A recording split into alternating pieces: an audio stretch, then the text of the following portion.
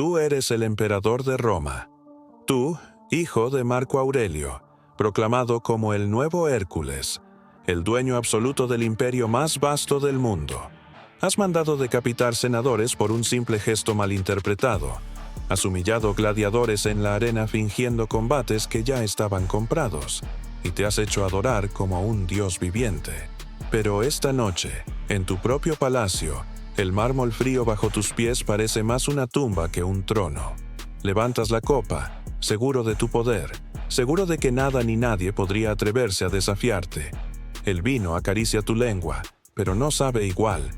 Hay un rastro extraño, amargo, casi imperceptible.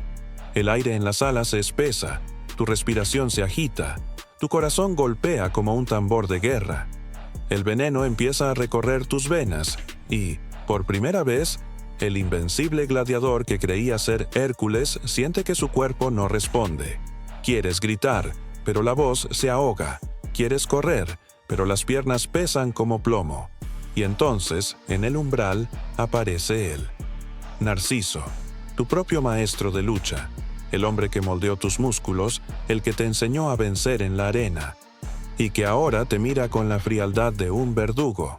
Te arroja al suelo, sus brazos se enroscan en tu cuello como serpientes, intentas resistir, pero la fuerza te abandona. La habitación gira, tu vista se nubla, y entiendes al fin lo que nunca quisiste aceptar.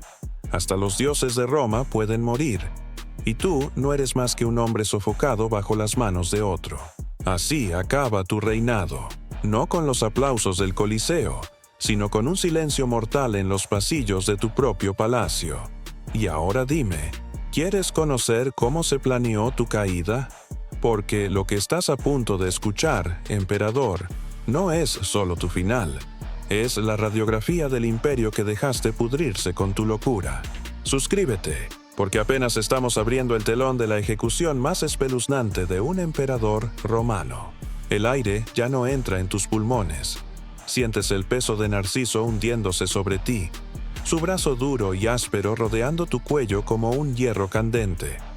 Pataleas, rasguñas el mármol con las uñas, arañas como un animal acorralado, pero todo es inútil. El veneno no te mató, pero te dejó débil, torpe, como un toro herido que apenas puede embestir. Ahora, tu propio entrenador, aquel al que considerabas casi un esclavo fiel, aprieta con calma, como quien exprime un odre de vino. Su respiración está firme, controlada. La tuya, en cambio, es un gorgoteo agónico que retumba en tu cabeza como un tambor hueco. El olor metálico de la sangre se mezcla con el perfume barato de los corredores imperiales, y tu garganta quema, se cierra, se parte en un rugido que nadie escuchará. Piensa, ni siquiera los guardias se atreven a acudir. Han aprendido que, cuando el emperador ruge, es mejor hacerse el sordo. Y ahora ese silencio es tu condena. El mármol bajo tu rostro está helado, áspero, y en él percibes algo que nunca habías sentido, la certeza de tu fragilidad. Porque tú, que jugabas a ser gladiador en la arena, que decías ser Hércules encarnado, que matabas sin mancharte las manos porque todo estaba arreglado, ahora mueres en una pelea real. Y la ironía es tan cruel que duele más que las manos que te estrangulan.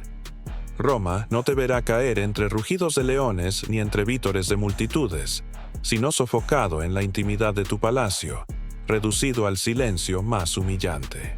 Tus ojos se nublan, tu mente se aferra a los pocos instantes que te quedan, y en ese túnel de oscuridad surge una pregunta inevitable. ¿Será esto justicia divina o simple venganza humana? Respóndelo tú, espectador. Comenta, ¿crees que un emperador que convirtió a Roma en su circo merecía clemencia o castigo eterno? El cuerpo yace inerte en el suelo, todavía tibio, con la piel perlada de sudor y los ojos abiertos en un gesto de incredulidad eterna. Cómodo, el emperador que se proclamaba invencible, yace muerto, y esa noticia comienza a filtrarse como un veneno por los pasillos del poder. Afuera, Roma duerme entre el humo de las antorchas y el olor a estiércol mezclado con pan recién horneado en las tabernas. Nadie sospecha aún que el hombre que gobernaba como un gladiador caprichoso ha dejado de respirar. Dentro del palacio, sin embargo, la tensión es insoportable. Los senadores que habían tramado esta conspiración no celebran, tiemblan. Saben que la muerte de un emperador no se anuncia con trompetas. Se esconde en las sombras hasta que se decida quién ocupará su lugar. Porque Roma no tolera vacíos de poder. Cada hora que pasa sin emperador es una invitación a la guerra civil. La muerte de Cómodo no fue simplemente la ejecución de un tirano. Fue una jugada de ajedrez. Y cada pieza en el tablero, senadores, prefectos, generales, incluso gladiadores, esperaba su movimiento. El Senado, humillado durante años por las excentricidades del emperador, respiraba aliviado, pero también sabía que la bestia del pueblo podía volverse en su contra. ¿Cómo reaccionaría Roma al saber que su nuevo Hércules había sido sofocado como un perro callejero? Porque, aunque muchos lo odiaban, no faltaban los que lo veneraban, los que lo aclamaban en la arena mientras él aparecía con masa y piel de león, representando al héroe divino. Y aquí surge la paradoja. El mismo hombre que hundió el prestigio del imperio, que ejecutó senadores por capricho, que se complacía en espectáculos sangrientos, era visto por la plebe como un dios cercano. A ellos no les importaba la política, ni las humillaciones al Senado. Lo único que veían era un emperador que luchaba en la arena, que bajaba de su trono para mezclarse con gladiadores y bestias. Para el pueblo, Cómodo era espectáculo puro, pan y circo elevados a la máxima expresión. Su muerte, tarde o temprano, sería interpretada como un robo. Mientras su cuerpo era escondido a toda prisa, los conspiradores se enfrentaban a la gran pregunta: ¿cómo narrarían esta historia? ¿Dirían la verdad que fue asesinado en su palacio por sus más cercanos? ¿O inventarían una versión más digna, que encubriera la cobardía del veneno y la violencia del estrangulamiento? Porque sabían que Roma no perdona las mentiras, pero tampoco las verdades incómodas. El cadáver fue envuelto con prisa, cubierto como si la tela pudiera borrar la mancha del crimen. Afuera, en los callejones húmedos de la capital, el murmullo de la madrugada anunciaba un nuevo día, pero dentro de los muros imperiales, el aire estaba cargado de un olor metálico, como si la sangre de Cómodo hubiera impregnado hasta el mármol. Nadie hablaba, pero todos comprendían que el imperio había cruzado una línea, y cada silencio, cada mirada, llevaba consigo una certeza. La ejecución de Cómodo no era el final, sino la chispa de un incendio que Roma aún no había visto. Antes de que su cuello fuera roto por las manos de Narciso, Cómodo ya había estrangulado a Roma con un puño invisible, el del miedo y el ridículo. ¿Cómo se llega a este punto? A un emperador que confunde el trono con el Coliseo y el Senado con un rebaño de esclavos. La respuesta está en el contraste doloroso entre el padre y el hijo. Marco Aurelio, el emperador filósofo, dedicó su vida a la virtud, a la templanza, a escribir meditaciones que aún hoy siguen inspirando a hombres que buscan sentido en medio del caos. Y sin embargo, su hijo, su sangre, se convirtió en el reflejo invertido de todo aquello. Un joven narcisista, caprichoso, amante de los placeres y, sobre todo, fascinado por el espectáculo de la violencia. Cómodo subió al poder con apenas 19 años, demasiado joven, demasiado endeble para resistir la tentación de creerse invulnerable. No tardó en mostrar que no quería gobernar, sino jugar. Delegó las responsabilidades en favoritos, amantes y aduladores, mientras él se sumergía en orgías, cacerías privadas y combates amañados en la arena. En lugar de proteger el imperio, lo transformó en un escenario para su vanidad. Y Roma, esa ciudad que había producido generales indomables y estadistas inmortales, quedó sometida a los caprichos de un muchacho que se disfrazaba de Hércules. Lo peor no era que se creyera un dios. Lo peor era que obligaba a todos a fingir que lo era. Se hacía retratar con la masa, la piel de león, los músculos tensos y obligaba al Senado a aplaudir esas farsas como si se tratara de decretos divinos. Rebautizó a Roma como Colonia Comodiana, un insulto grotesco a la tradición de la ciudad eterna. Mandó imprimir monedas con su rostro como el de un héroe mítico y exigía que lo llamaran el nuevo Hércules. En la arena, mientras jugaba a ser gladiador, asesinaba a hombres desarmados o a animales agotados, bajo el rugido de la multitud que, más que respeto, sentía una mezcla de morbo y fascinación. Pero detrás de esa máscara heroica había un miedo constante, el de no ser amado. Cómodo, que parecía gobernar con puño de hierro, era en realidad esclavo de los aplausos. Necesitaba la ovación del pueblo para sentir que su poder era real. Cada combate arreglado, cada gesto de arrogancia, no era más que un intento desesperado de huir del vacío que llevaba dentro. Roma lo sabía, y los senadores lo despreciaban por ello. Los generales lo odiaban, porque mientras ellos contenían las fronteras con sangre y disciplina, él jugaba a ser gladiador. Y así, poco a poco, el monstruo no fue solo él, sino el imperio entero. Porque el pueblo, ese mismo pueblo que luego lloraría su muerte, lo aclamaba, lo celebraba, lo alimentaba con gritos de entusiasmo cada vez que bajaba a la arena. Roma había creado a su propio verdugo y cuando quiso deshacerse de él ya era demasiado tarde. El poder absoluto se había degradado en espectáculo y el imperio entero en un circo dirigido por un actor que confundía su disfraz con la eternidad. Si uno quisiera entender la decadencia de Roma, bastaría con observar cómo el Coliseo, ese anfiteatro colosal levantado para honrar la fuerza del imperio, se transformó en la oficina improvisada de Cómodo. Él no gobernaba desde el Senado ni desde la guerra. Gobernaba desde la arena, desde el rugido de 80.000 gargantas embriagadas de sangre y espectáculo. La política se subordinó al circo, y el circo se convirtió en la esencia del imperio. Cómodo no se limitaba a asistir a los juegos, como habían hecho otros emperadores para ganarse el favor popular.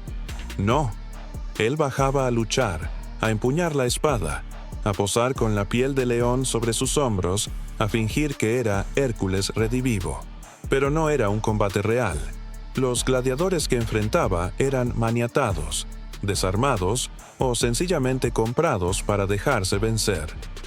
Los relatos antiguos cuentan que llegó a matar cientos de bestias salvajes en una sola jornada, disparando flechas desde una tarima elevada, seguro, intocable, mientras el pueblo lo aclamaba como cazador invencible. Un héroe fabricado a base de trampas. Lo más grotesco fue cuando convirtió sus apariciones en un negocio. Exigía al Senado sumas exorbitantes para cada espectáculo en el que participaba, como si su ridícula actuación valiera el oro de las provincias enteras. El imperio, en crisis, veía cómo las arcas se vaciaban para financiar las fantasías de un hombre que confundía la sangre con la gloria. Y el pueblo, ese mismo pueblo que debería haber exigido pan, se conformaba con circo. Aplaudía, vitoreaba, celebraba cada golpe falso como si se tratara de un triunfo en Germania. Pero detrás de las ovaciones había un olor que no se podía ignorar, el hedor de la decadencia. El Coliseo, con su mezcla de sudor, vino derramado y carne putrefacta, era el espejo de un imperio que se pudría. Los senadores asistían con expresiones tensas, aplaudiendo porque no hacerlo significaba la muerte. Los soldados de élite que custodiaban al emperador lo miraban con una mezcla de desprecio y resignación. Y el pueblo, aunque lo idolatraba, empezaba a murmurar en las calles que Roma ya no era Roma, sino el patio de juegos de un niño cruel disfrazado de Dios. Cómodo había logrado algo que ni los bárbaros ni los traidores más astutos habían conseguido: reducir la grandeza de Roma a un espectáculo barato. Convirtió a los ciudadanos en espectadores, a los gladiadores en actores, y a sí mismo en un bufón con corona. Y lo más doloroso es que el pueblo lo aceptó, porque, al fin y al cabo, ¿qué importaba el destino del imperio mientras hubiera pan y circo? Esa pregunta, como un eco oscuro, empezó a recorrer los pasillos del Senado, y allí nació la semilla de la conspiración que lo derribaría. En los corredores del poder romano, donde los mosaicos brillaban con el reflejo de antorchas vacilantes y el aire olía a incienso mezclado con sudor nervioso, comenzó a gestarse la conspiración. Nadie se atrevía a hablar en voz alta. Las palabras corrían en susurros, entre labios tensos y miradas huidizas, porque en la Roma de Cómodo cualquier comentario mal interpretado podía significar la tortura y la decapitación. Sin embargo, el hartazgo era más fuerte que el miedo.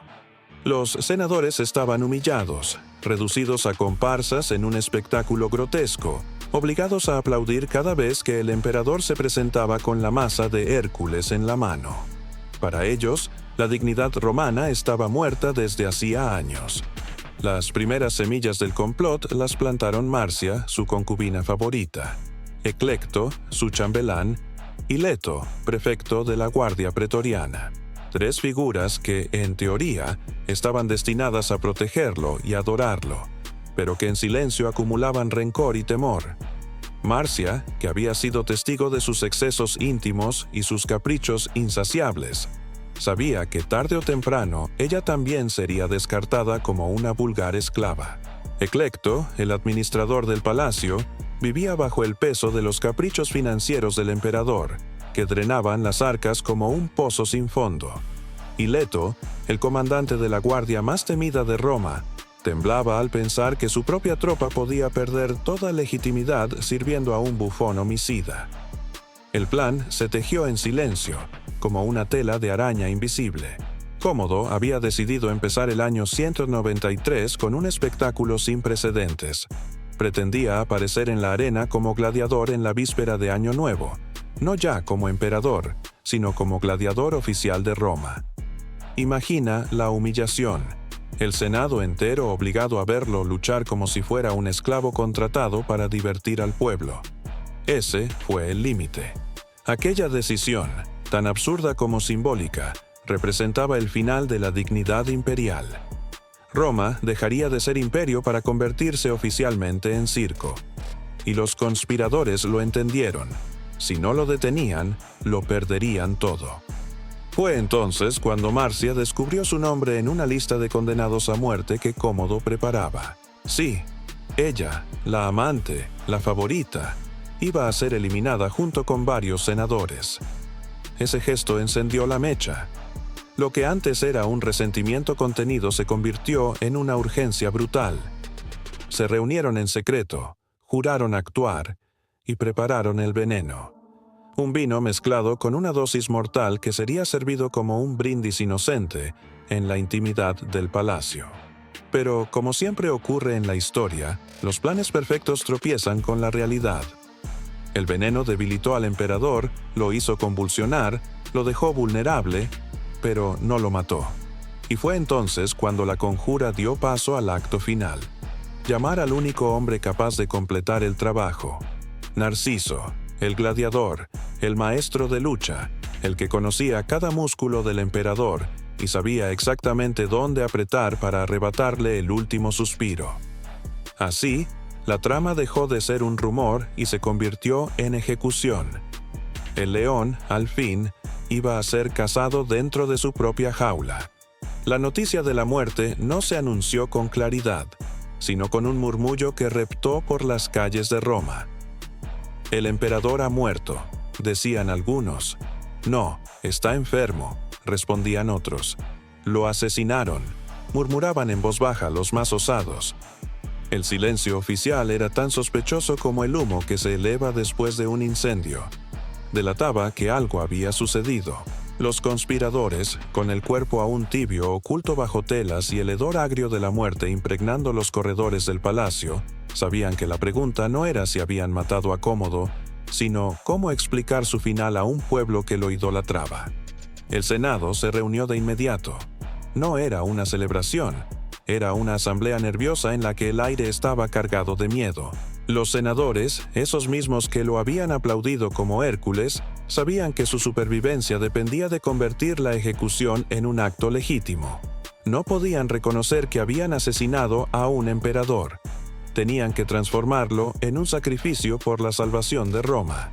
Y así, con una mezcla de solemnidad y cinismo, decretaron la damnatio memoriae, la condena de la memoria. El nombre de Cómodo debía ser borrado de inscripciones, estatuas y honores. No bastaba con matarlo físicamente, había que asesinar también su recuerdo. Mientras tanto, en las calles, la plebe reaccionaba de manera ambigua. Para muchos, la muerte del emperador era una tragedia. Aquel hombre que había bajado al Coliseo, que se había mezclado con gladiadores, que había convertido la violencia en espectáculo, era visto como un héroe cercano, casi popular. Para otros, especialmente entre las élites, la noticia era un alivio disfrazado de incertidumbre. Roma había perdido a su César, sí, pero también a su bufón más peligroso.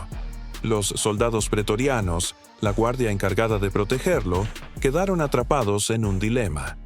Juraron fidelidad al emperador, pero ahora su comandante, Leto, era parte de la conspiración.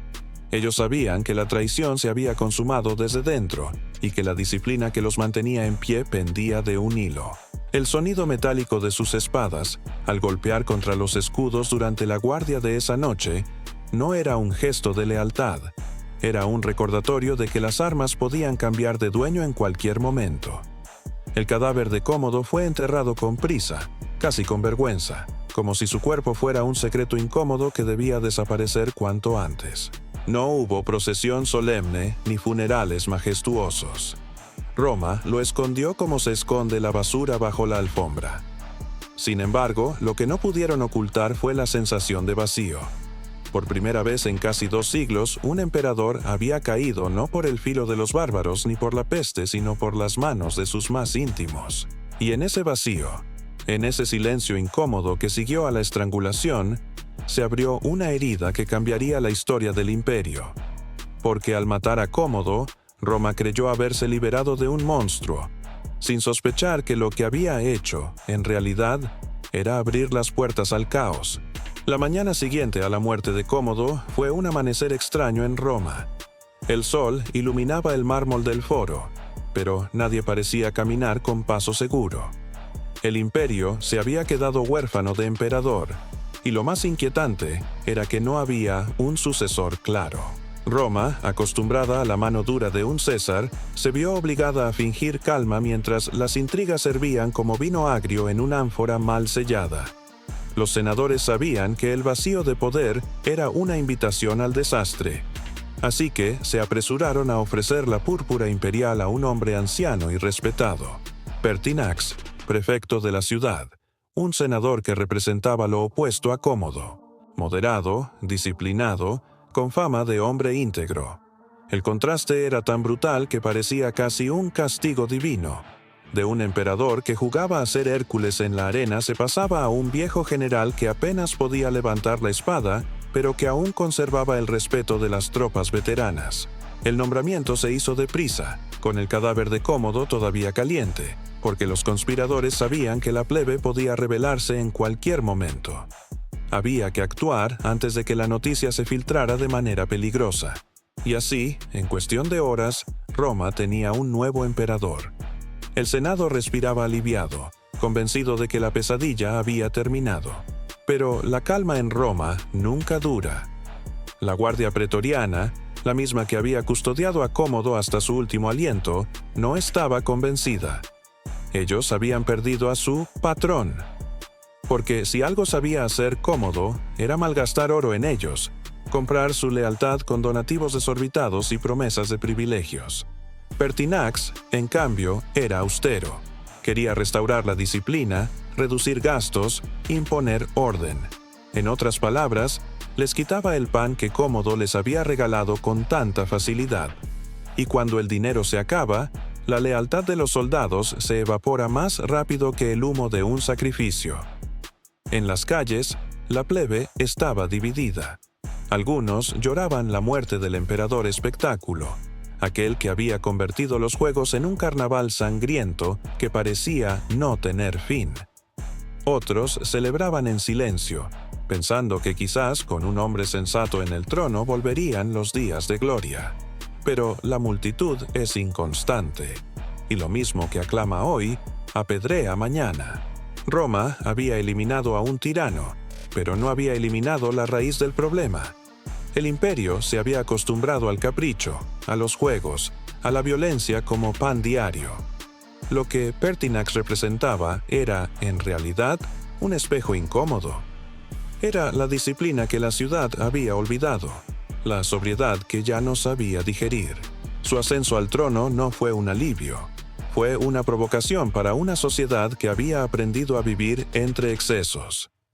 Ese amanecer, bajo el azul sereno del cielo romano, parecía que todo estaba bajo control. Pero en el fondo, entre los muros del palacio, entre los pasillos del Senado, entre los cuarteles de la Guardia, todos sabían la verdad. Al matar a Cómodo, no habían devuelto la estabilidad. Habían abierto la puerta al caos, un caos que pronto mostraría su verdadero rostro. Pertinax, aquel anciano senador convertido de pronto en emperador, sabía que había aceptado una corona envenenada. Lo proclamaron entre vítores forzados, con el cadáver de Cómodo todavía oculto bajo telas y perfumes, como si un poco de incienso pudiera disimular el hedor de la traición. En teoría, Roma tenía un nuevo líder. En la práctica, Pertinax estaba rodeado de lobos hambrientos. Su primera decisión fue simbólica: devolver al imperio la dignidad perdida. Ordenó reducir el gasto, limitar los excesos, restablecer la disciplina militar y, lo más importante, reconciliarse con el Senado, aquel cuerpo humillado durante años por el histrionismo de Cómodo. El gesto era noble, incluso necesario, pero también ingenuo, porque el Senado aplaudía en público, sí, pero en privado desconfiaba de él. Y la Guardia Pretoriana, la Guardia Pretoriana, ellos lo despreciaban. Los pretorianos habían sido malcriados por Cómodo. Oro, privilegios, libertades. No eran ya la élite disciplinada que había protegido a emperadores, sino una tropa convertida en mercenarios de lujo. Pertinax quiso devolverles la severidad antigua, pagarles menos, exigirles más. Fue un error. La guardia no quería un padre severo, quería un amo generoso. Y en los cuarteles, entre armas relucientes y copas de vino mal guardadas, comenzaron los rumores. Pertinax no servía, Pertinax era un avaro, Pertinax debía caer. Mientras tanto, en las calles de Roma, la plebe se preguntaba qué había ganado con el cambio. Ya no había espectáculos desbordantes en el Coliseo, ya no había alaridos de fieras ni sangre derramada por capricho imperial. Lo que había eran discursos solemnes, promesas de reformas y una calma que parecía aburrimiento. Roma, que se había acostumbrado al circo de Cómodo, miraba con escepticismo a un emperador que hablaba de austeridad.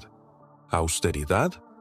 Eso podía servir en las fronteras, no en una ciudad acostumbrada al ruido y al exceso. Pertinax, con su toga ajustada y su porte digno, intentaba caminar entre el Senado, la Guardia y el pueblo, pero lo hacía como un hombre sobre un puente que se tambalea. Cualquier paso en falso podía romperlo todo. Y ese paso estaba por llegar, porque en los pasillos del Castra Praetoria, la fortaleza de la Guardia, se gestaba un nuevo crimen. Los soldados contaban las monedas, comparaban el oro recibido de Cómodo con la paga mezquina que ahora les ofrecía el viejo César. La balanza estaba inclinada, y los murmullos empezaron a transformarse en planes. No tardaría mucho en cumplirse el destino más común para los emperadores romanos: la espada de sus propios guardianes. Roma había matado a Cómodo para salvarse de la vergüenza, y en su lugar había colocado a un hombre justo. Pero la justicia en aquella ciudad duraba menos que un banquete sin vino.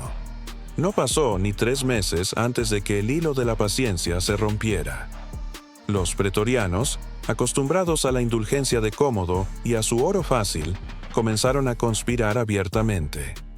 Sus líderes, movidos por la codicia y el resentimiento, trazaron un plan simple pero implacable: asesinar al emperador que se atrevía a limitar sus privilegios. Pertinax, confiado en su autoridad moral y en la legalidad de su cargo, ignoraba las señales, creyendo que la disciplina y la decencia podían imponerse incluso sobre la ambición más cruda. Fue en la madrugada del 28 de marzo del año 193, cuando el palacio estaba envuelto en un silencio que traicionaba la tensión de los muros. La guardia irrumpió con violencia, espada en mano, empujando puertas, rompiendo cerraduras, mientras Pertinax apenas podía reaccionar. El viejo senador, que había sobrevivido a guerras y crisis políticas, cayó víctima de una lección que ningún hombre sabio esperaba aprender: que en Roma el poder absoluto se defiende con hierro, no con razón. Los gritos resonaron en los corredores del palacio, mezclándose con el olor del sudor y la sangre fresca. La plebe, en su lejana seguridad, no escuchaba nada. Para ellos, el día amanecía como cualquier otro, pero dentro, el estrépito del asesinato se extendía como un incendio invisible. Pertinax fue acorralado, su toga manchada, sus palabras ahogadas por los cuchillos y los puñetazos. Intentó negociar, recordarles quién era, qué había hecho por Roma, pero sus argumentos fueron inútiles. La lealtad se había comprado con oro, y ahora que el oro escaseaba, la lealtad se evaporó. Su muerte fue rápida, brutal y certera. Como con Cómodo, no hubo piedad ni espectáculo, solo la fría ejecución de un hombre rodeado de aquellos que habían jurado protegerlo. Cuando cayó, los soldados celebraron en silencio y, acto seguido, se dispersaron para preparar su próxima jugada: vender la púrpura al mejor postor. Roma no había aprendido nada de la caída de Cómodo. Había repetido el patrón, solo que esta vez con un emperador que pretendía restaurar la decencia. La ciudad, sin embargo, pronto se enteró de lo ocurrido. Rumores se propagaron, mezclados con miedo y expectación. La lección era clara. La sangre de un emperador podía derramarse con impunidad dentro de los muros del poder. El sistema que protegía al trono ya no existía. La Guardia Pretoriana, encargada de la defensa del César, se había convertido en juez, verdugo y comerciante del destino. Roma estaba, de nuevo, al borde del caos, y la sombra de Cómodo, aunque muerto, parecía reír desde su tumba. Había enseñado a todos que en este imperio, la ley y la razón valen menos que la fuerza y la ambición. La fragilidad del poder, la corrupción de la lealtad y la codicia de aquellos que deberían custodiar la autoridad habían dejado claro un hecho inmutable. En Roma, gobernar es jugar con fuego, y muy pocos sobreviven a las llamas. Al final, Roma quedó de pie, pero sus pilares temblaban como columnas de mármol bajo el peso de siglos de exceso y corrupción. La muerte de Cómodo y luego de Pertinax no fueron episodios aislados, sino señales de un imperio que se había acostumbrado a la decadencia, a confundir espectáculo con autoridad, miedo con respeto y vanidad con divinidad. La lección era clara. En Roma, la fuerza siempre habla más alto que la razón, y la fidelidad se compra con oro, no con honor. Cómodo, el emperador que creyó ser Hércules, murió como cualquier gladiador, sofocado, vulnerable, expuesto a la traición de quienes lo rodeaban. Su vida fue un carnaval de sangre, orgullo y locura, y su muerte, una mezcla de justicia e ironía histórica. Los senadores que lo conspiraron, los pretorianos que lo obedecieron y los ciudadanos que lo vitorearon se encontraron confrontados con la verdad más cruda. Habían amado y temido a un hombre que convirtió la ciudad eterna en su teatro personal, y el teatro devoró al actor. Sin embargo, más allá de las intrigas y la violencia, la historia de Cómodo revela un patrón inquietante. Roma no destruyó a un simple tirano, sino a un síntoma. La codicia, la obsesión por el espectáculo, el culto al poder sin responsabilidad y la fragilidad de la lealtad permanecieron intactas. Cada emperador que lo siguió enfrentó la misma lección. El trono es un juego, donde la supervivencia no se mide por justicia ni virtud, sino por la habilidad de navegar traiciones, manipular temores y anticipar la ambición de todos los que dependen de ti.